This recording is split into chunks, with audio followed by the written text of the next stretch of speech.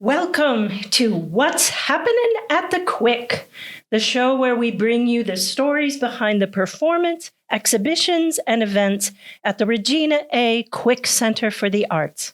I'm Dr. Rachel Harris, Executive Director, and today we have the honor of speaking with a true master of storytelling and performance, Dr. Ed.Simone.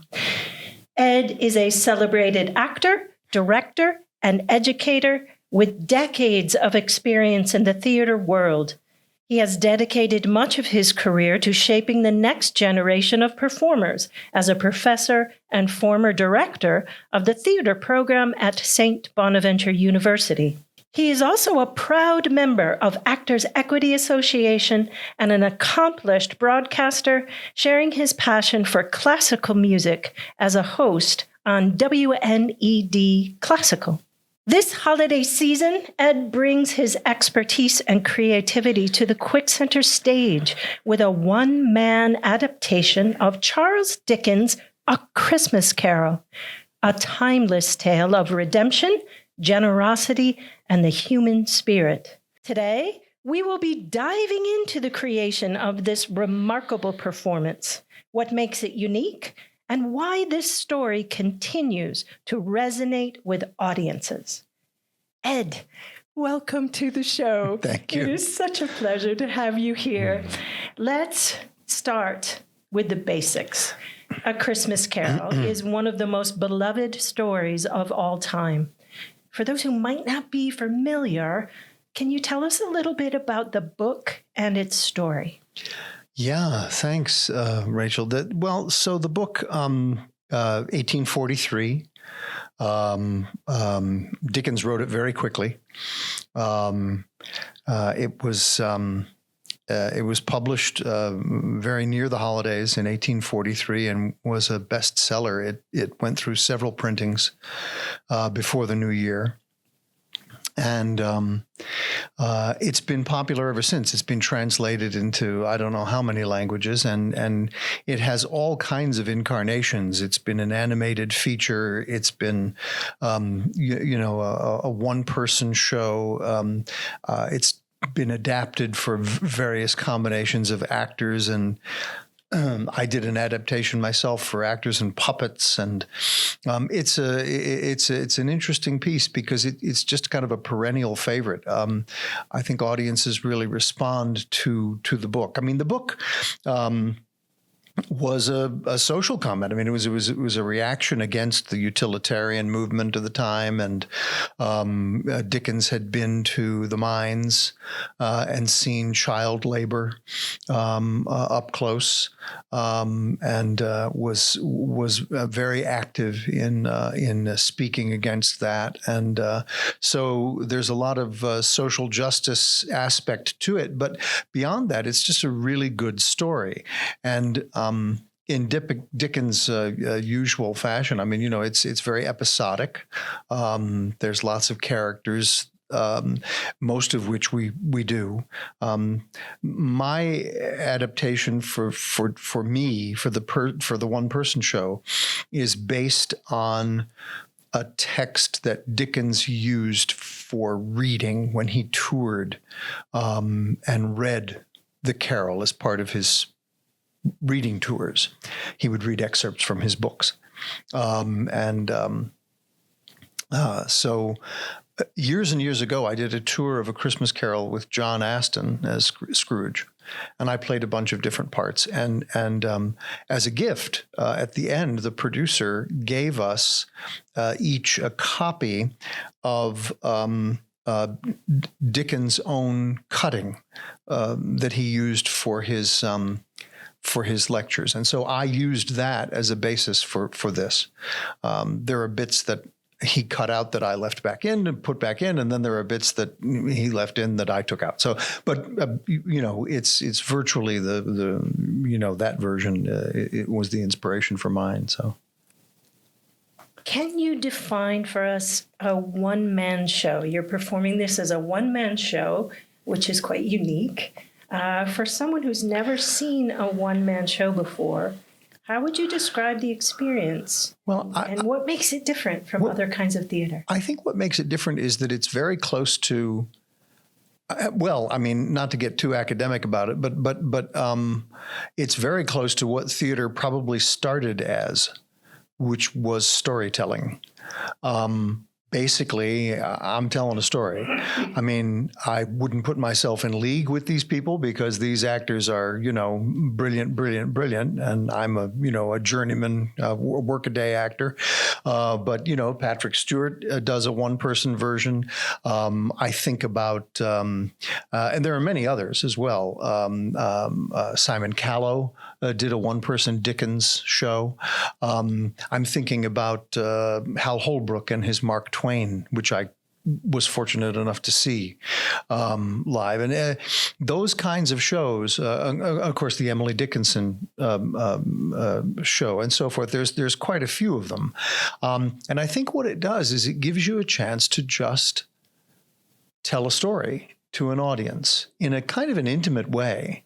The first time I did this show, it was just me basically reading the story. It was a kind of a staged reading where I used the text a lot. Here, I only use the text once, and it's very deliberate because I want the character to use the text, but I'm playing a character here. So I'm in costume. It's kind of a different approach. So I thought, well, let's play with it. Let's try it. Because, these works kind of evolve. They develop over time. And, audience reactions have been good, which is really, really wonderful. And, I just hope people enjoy the story, Can we talk about the characters for a little bit? Mm-hmm. There are so many memorable characters in A Christmas Carol, from Scrooge and Tiny Tim to the Ghost of Christmas Past, Present, and Future. How do you decide which characters to include? How do you bring them to life as a performer? And I'm very curious as to what character is your favorite. I don't know if I have a favorite. I mean, it's interesting because you have to love all the characters, even the bad ones. But there are no. I mean, the interesting thing about the Carol is that each of the characters has a reason for being the way they are, sometimes multiple reasons. We don't know why Scrooge is the way he is. Many adapters have tried to fill that in, Roger O'Herson, who did the adaptation that George C. Scott did in his film version, Clive Donner directed back in the 80s, I think. He put in a couple of little bits that aren't in the book that he thought helped audiences identify why Scrooge was. Dickens really didn't care. He really didn't. He wasn't about, okay, this is why he is the way he is. He just was that way. We find that out from the very beginning. I mean, Dickens, as the narrator of the book, says, he was a tight-fisted hand to the grindstone, Scrooge. He squeezing, wrenching, grasping, clutching, covetous old sinner. Okay, well, we don't know why, but that's who he is. And all through, Dickens reinforces that by dropping little remarks. One of my favorites is that Scrooge is finding his way up the stairs. He's lived in this apartment for 7 years, but it's the only apartment in this entire building, and it's very dark. But he uses this tiny little stump of a candle because he has to burn it down completely before he gets a new one. And Dickens just says, well, it was awfully dark, but darkness is cheap, and Scrooge liked it. And that's so he reinforces with little bits like that along the way, which makes the character so much more detailed. It's really nice. One of the big challenges for me in this, and a lot of fun too, was deciding what dialect to use for each character. And you take some liberties with this because, again, I don't know where the Ghost of Christmas Past. I don't know how the Ghost of Christmas Past speaks. So you decide. How does the Ghost of Christmas Present speak? Well, you just decide. I mean, is this a character from, what kind of voice do you want to give to this character? I mean, it's obvious that because we know the Cratchits live in Camden Town, they're going to be Cockney. They're going to have that East End dialect, so that but old Joe in old Joe's shop in that episode, I don't know, he's described as a gray-haired rascal smoking a pipe. Well, that could be, so we can give him a unique character. So you want to make sure that the voices are unique and clear, and then you have to change register and you have to change dialect. So that's really quite a bit of fun. And I think the audience kind of enjoys it too, because they get in on the changes. So tell me more about old Joe and his voice. Like, when you read those words, are you thinking, that it's raspy, or are you how do you try things out? He's kind of got a wry sense of humor, old Joe, because his job is to accept what in this case are ill-gotten gains, and decide how much he's going to give these people for what they bring him, and they plunder, one of them's a laundress, the other one's a charwoman, the other one's an undertaker's man. So, they pinch things as they go along and bring them to old Joe, and he gives them money. So, Dickens describes the shop as being full of rags and masses of corrupted fat, which would have been used to make candles and so forth. And then also, or tallow lamps, and, sepulchres of bones. People used bones for all sorts of things, corset stays, china,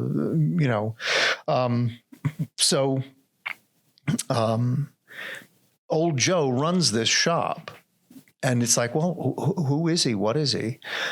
Sometimes it changes, from rehearsal to rehearsal. I'll throw different voices in or different dialects in and try to play with it and see where it goes.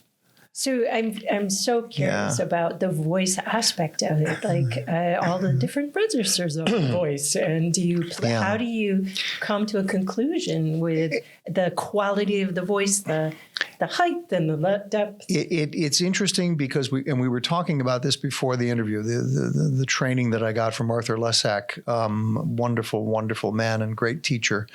You just experiment, you play. And when you play with the voice and you play with register and you play with focus, is it forward? Is it back? Where do the breaths come? How long are they? Once you play and do that, you find a resonance, you find a voice, and you go, oh, that's it.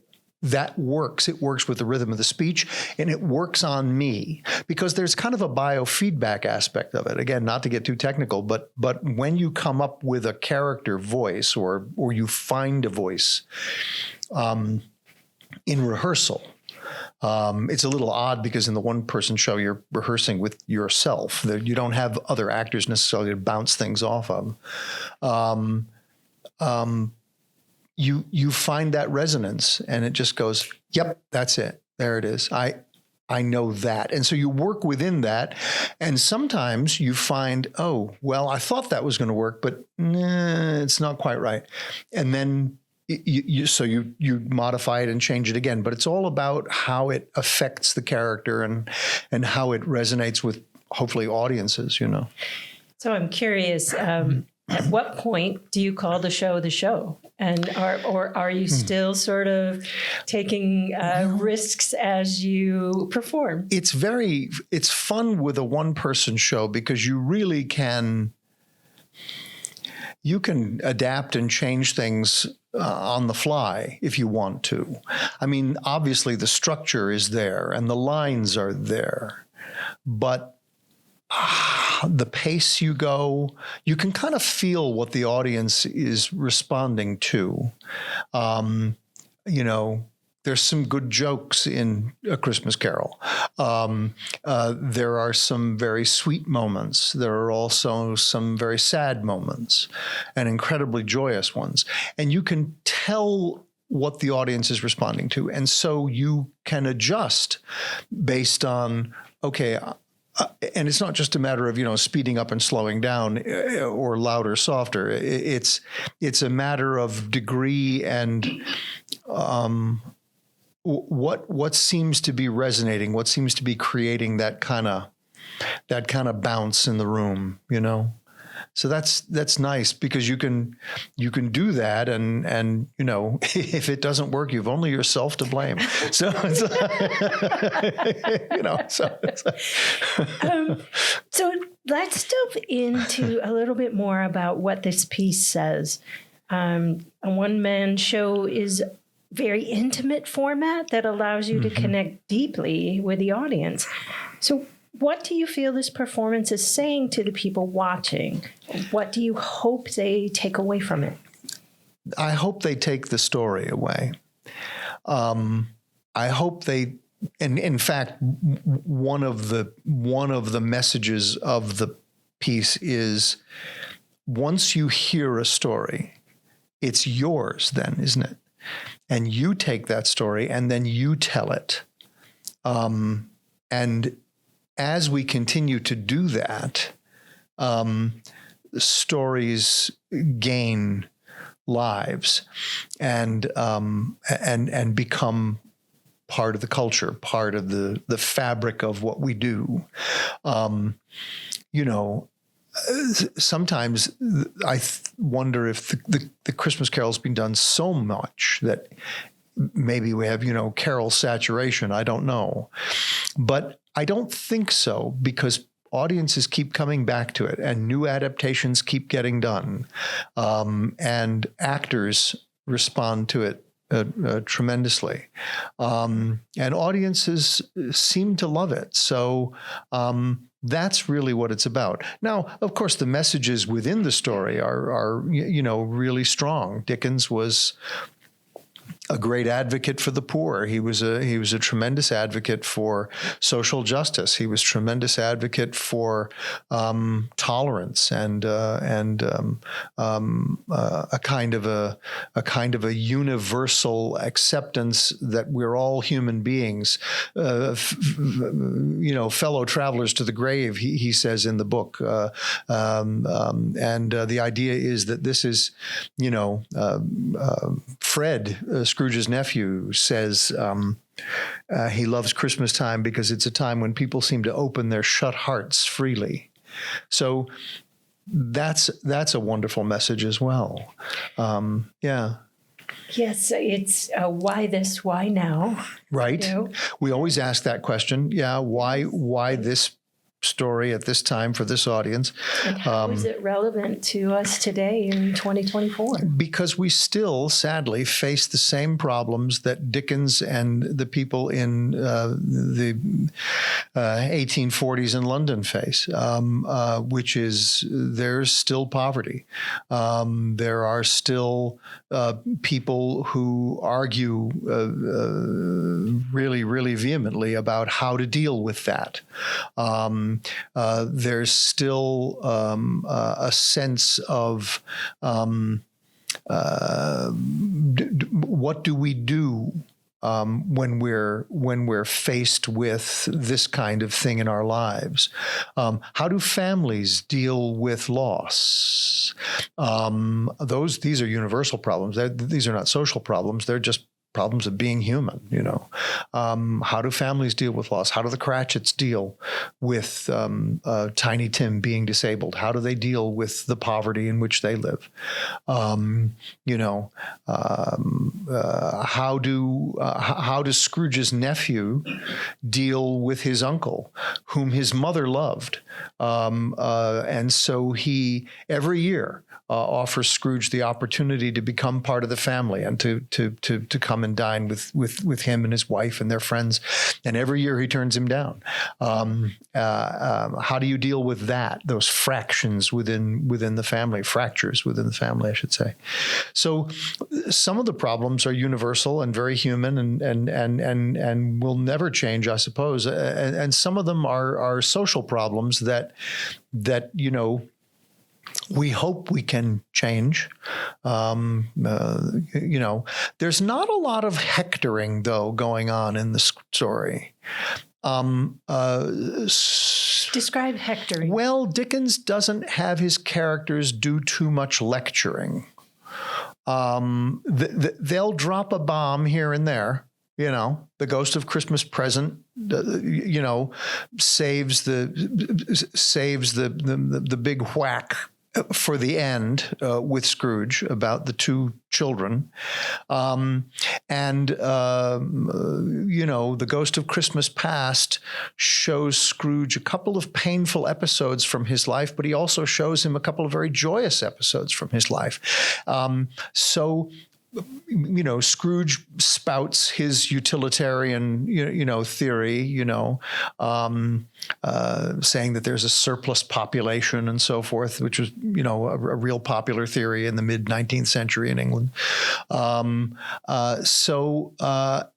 But there's not a lot of lecture. There's not a lot of finger wagging in the story. And I think that's why people respond positively to it, because it brings you along and allows you to make your own conclusions and to respond emotionally to the characters first, and then think about what's going on second. Let's shift now to talking more about you. Why? Because you've had such a fascinating career. It spans the theater, teaching, and broadcasting. Could you share a little bit about your journey and how these different facets of your work have shaped you as a performer? I've always loved theater. I've done virtually no film and no TV. It's not because I dislike it, but because it's just never been something that I wanted. That wasn't what drove me. Theater drove me, the live aspect of theater.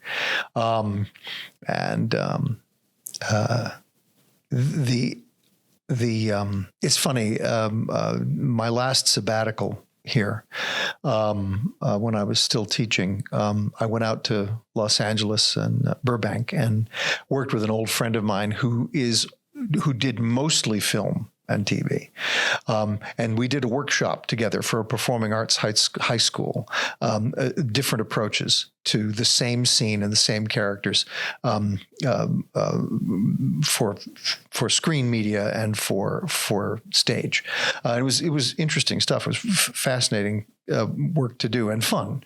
But I've always loved theater and I've always loved teaching. So those were kind of equal pulls for me. And I've been so fortunate to have had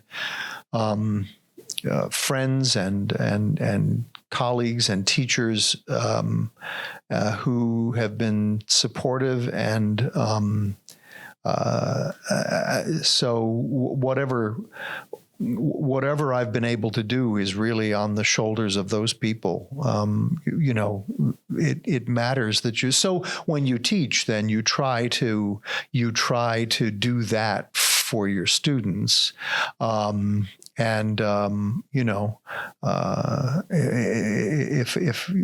you're able to do some good, well, then, that's great. For the community at St. Bonaventure University, you've spent years here as a professor and director of the theater program. What was it like to return to your alma mater? Not just to teach, but to develop the program? It must have been a meaningful experience. It was. Can you talk about that a little bit? Yeah, it was meaningful. And still is, obviously. But yeah, I just, when I was here as an undergrad, I did theater, and it was a club, and it was really marvelous. There was a wonderful English professor, Steve Gray Lewis, who directed the theater productions when I was here, and there were groups of us, changing, of course, with new students coming in and students graduating. But we had a wonderful time doing the theater, and I always thought, well, making this an academic discipline, making this a major would be a wonderful thing to do. And when I was given the opportunity to do that, it was really an honor, and it was a great privilege to be able to do it. And I think over the years, it was 22 years, me being a professor here, you get to do a lot of work, and you get to see a lot of students come through your classes and your productions. And it was a joy to be able to kind of share things with them and to work with them. I enjoy the collaborative aspect of theater more than anything else, which is odd, of course, because you're doing a one-man show. But that's still a collaboration in the sense that, there are people helping me, working with me along the way. When we're done with this interview, I'm going to go rehearse, and I've got a former student of mine watching what I do and saying, I didn't understand that, or that was really fun. Can you emphasize that maybe a little more? And it's like, okay, great, and it's wonderful experience for both of us, I think. And then former colleagues and friends are working with me, costumes and producing and sound and so forth. So it's still a collaboration, and you're collaborating with the playwright. I mean, you're collaborating with Dickens. I mean, Dickens loved the theater, by the way, too. That's something else that's interesting about him. He went to the theater all the time. He was just devoted to the stage. Loved plays, loved pantos, just really enjoyed it. So I think that's an influence as well. But anyway, so working with students and working with colleagues, that's really what I love. You mentioned creating a theater major here at St. Bonaventure. Mm-hmm. And can you describe a little bit about how theater can enhance every student on campus? What does theater provide them that will help them no matter where they go off to in their careers? Well, the actual work of theater, I mean, the actual discipline of theater, teaches you to think on your feet, teaches you to interact with other people, teaches you to connect emotionally and intellectually with audiences and with other people on a very immediate basis. So that's invaluable, of course, in anything. But I think in a broader sense, the arts, the performing arts, they put a human face on things. I've said that before. It creates a kind of an empathy and a kind of a resonance with the rest of humanity, because you're living these events and you're living these characters, not only if you're performing them or lighting them or directing them or putting them in costumes or sets, but because you're watching them and experiencing what they experience. And that can't be underestimated. I think that's really an essential thing. Movies are great, but a movie is the same every time you see it. You may bring something new to it because you're feeling one way or another on a given day, but the image on that hard drive doesn't change. Or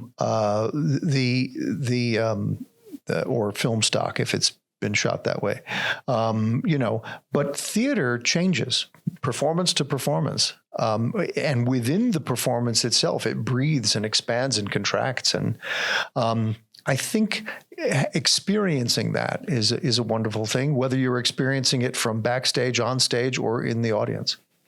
One of the things that I love about the Garrett Theater is that you are sitting in the round and you are very close to the actors. In the smaller space, that's true. It really is, And I find myself quite often talking about the fact that theater or opera or classical music might not be your jam, but you have to see it live before you make that decision because it's a totally different experience. It really is. Well, it's the difference, isn't it, between listening to an audio file of Taylor Swift or Jean-Baptiste and going to see them live. I mean, it's just a different deal. It's a different thing from looking at, sunflowers in a book or going to the Van Gogh Museum and seeing it in person. There's a different experience there.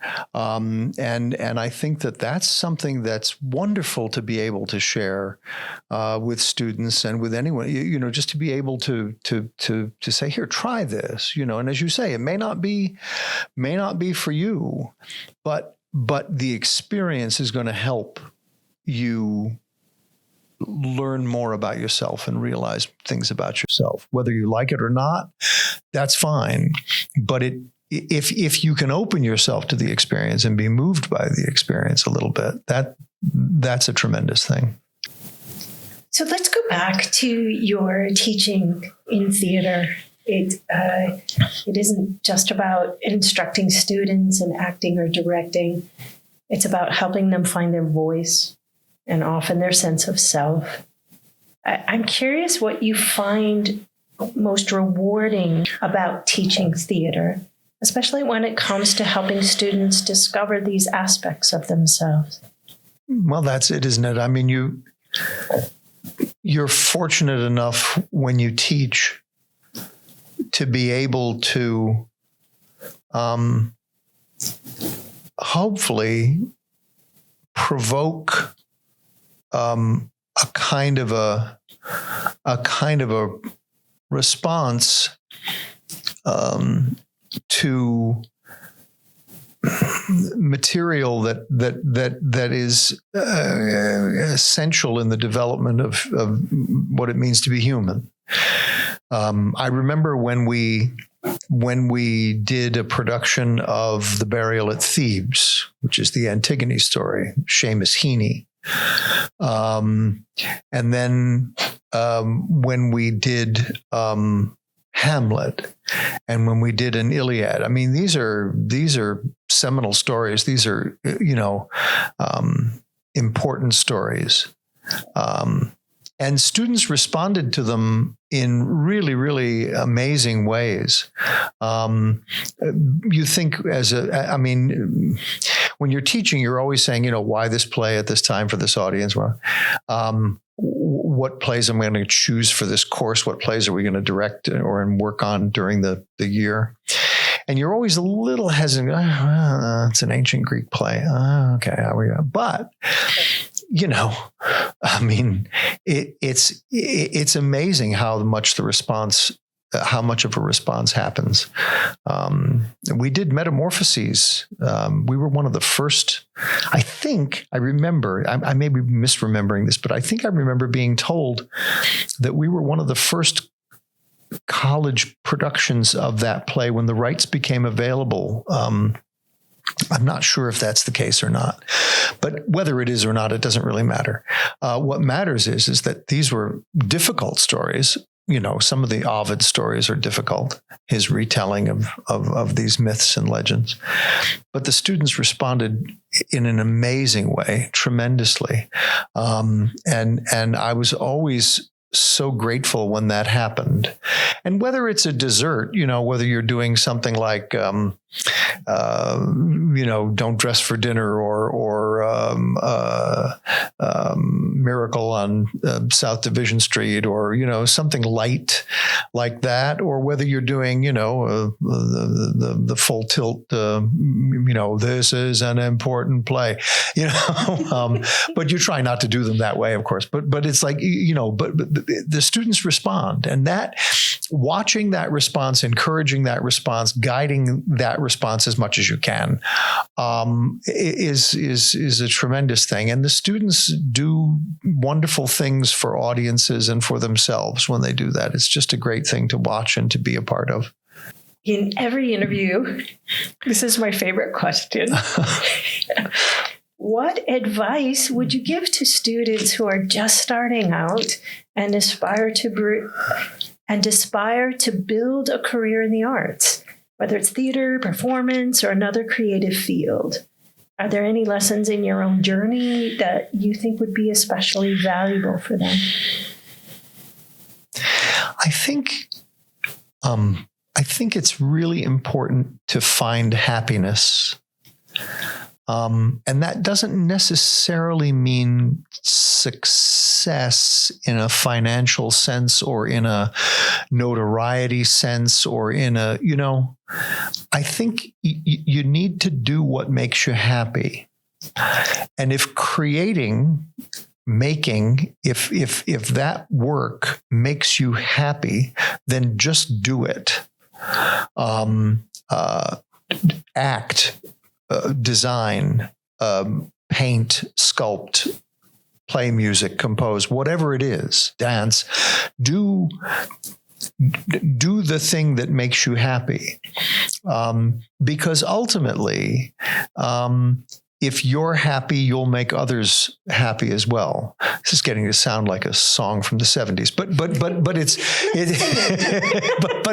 it's true. It really is, because it's you can't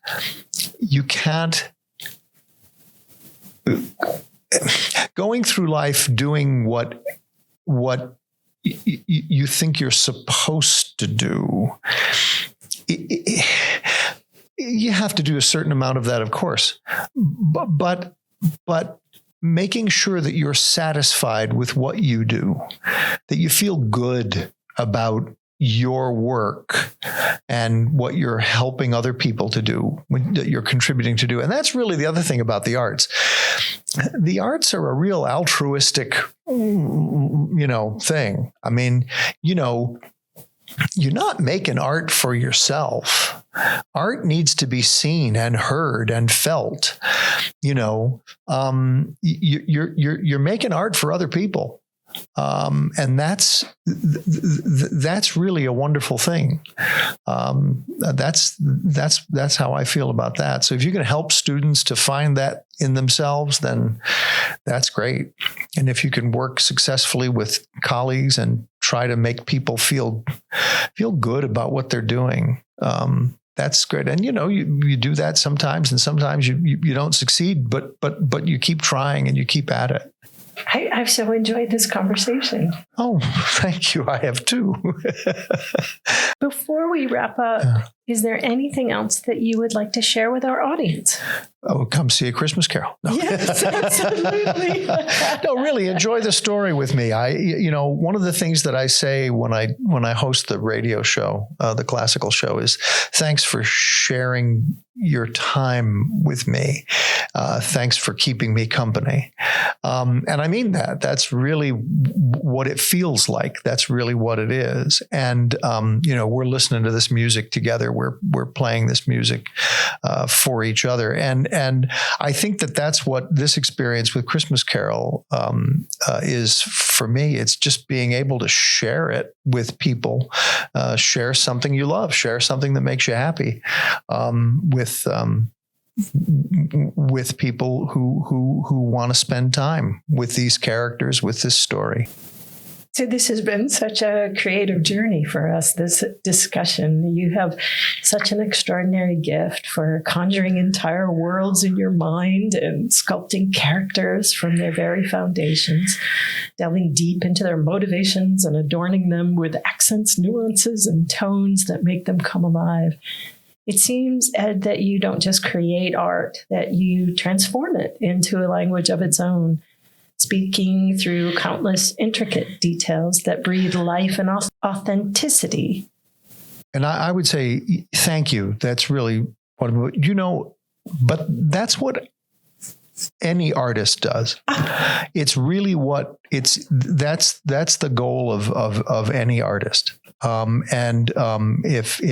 I'm, as I said at the beginning, if I'm at all successful at this, it's because I'm standing on the shoulders of the people who helped me and the people who said yes and the people who supported me and worked with me and pointed out when I was doing great work and when I was doing not great work and when helped me grow. So that's really what it's about for me. Thank you so much for sharing your insights with us today. It's been wonderful to hear about your process and what makes this particular performance so special. To all our listeners, don't miss Ed.Simone's one-man performance of A Christmas Carol. Join us on Sunday, December 8th at 3 o'clock p.m. at the Regina A. Quick Center for the Arts. Tickets are available now, so reserve yours at the Quick Center's ticket page, ticketor.com/quickarts. That is ticketor.com/quickarts. We can't wait to see you there for an unforgettable afternoon of theater.